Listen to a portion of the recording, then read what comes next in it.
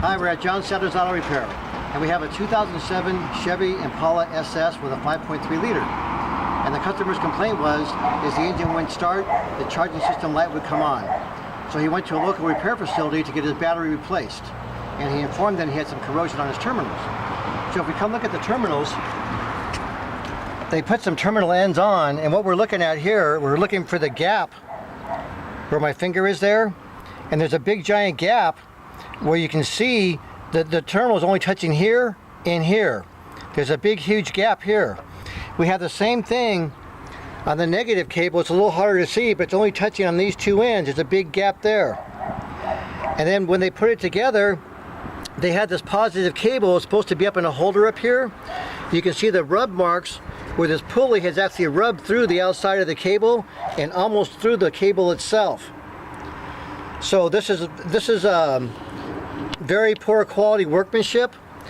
So I called the local dealership, and the dealership sent me an email printout of the battery cables.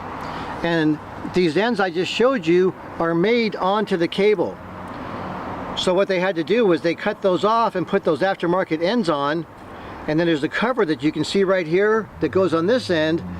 And you can see down here where this plastic piece is just broken here, there is no more cover to hold that on. And can you see how flimsy this is? This little end is such poor quality material. So now the customer's car starts up, but he still has the charging light coming on. So the first thing I did when I saw that very poor connection and rubbing through the pulley and things like that, he went to another place and they wire tied it out of the way for now. So what I'm going to do is I'm going to send him to the local dealership to get an estimate how this should properly be repaired. And then have him take that estimate back to the repair facility that did the work, and then if they won't help him, that he can call the Bureau of Automotive Repair for the state of California and file a complaint against them and try and get it sorted out. The bottom line is he went in there because it wasn't cranking over good.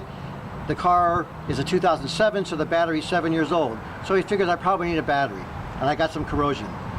What the shop's supposed to do is supposed to know what the consumer needs. So they know he needed a battery.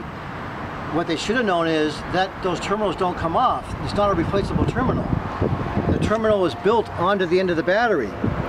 So anytime you start to cut something and change something and make it worse than what he had to begin with, you're not doing an effective repair for the customer.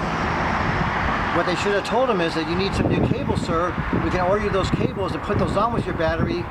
Leave your car with us and we'll fix it, or you'll have to have the dealer put new cables on or another repair facility.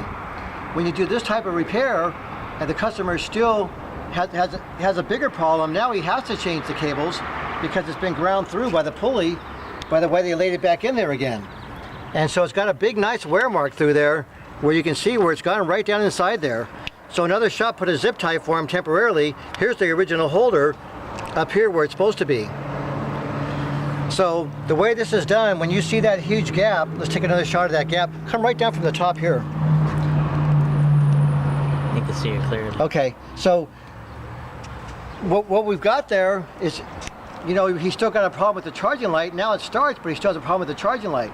Well, I can't do any diagnostic or anything else if that thing's only got maybe a 10 or 15% connection on the battery itself. That big open gap there, that's not supposed to be there. The technicians need to know when they put that together, it didn't come apart like that. And you have to inform your customer, you know, they charged them $15 per end to put those ends on, and then $5 an end for the parts, and they actually made this car worse. So what he's going to do now is go to the local dealership, find out how much it's going to cost to fix it correctly, how much the cables are, go back to the other repair facility and say, here's what you should have done for my car, here's the problem. The purpose of this video is so people can see very clearly where the big gap is there that's not supposed to be there, where the cable is rubbing because it wasn't laid back in right. And so he paid for something that actually made his car worse. So thank you very much. Have a nice day. We'll keep you posted.